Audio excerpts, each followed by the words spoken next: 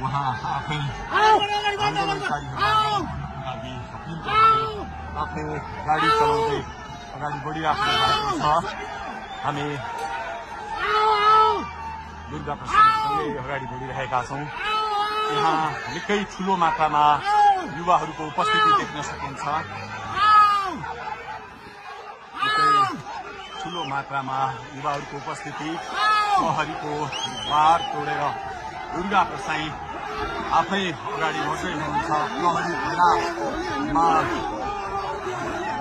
प्रहरीलाई गाडीले पेलेर दुर्गा प्रसाई अगाडि बढ्दै हुनुहुन्छ। अगाडि बढ्दैछौँ।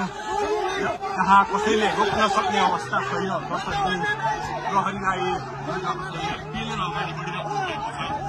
प्रहरी गाडीको चाबी खोज्न लागिपरेको छ र दुर्गा प्रसाईले प्रहरीको एक लेयर तोडिसक्नु भएको छ र अब अगाडि सशस्त्र प्रहरीको टोली रहेको छ।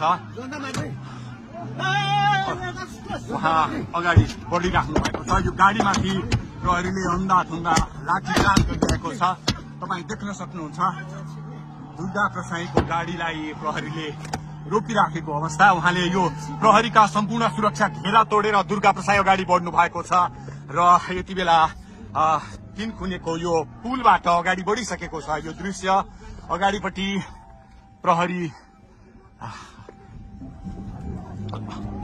प्रहरीका यी घेरा तोडेर दुर्गा प्रसाई अगाडि बढिराख्नु भएको छ। हामी दृश्य देख्न सक्छौं।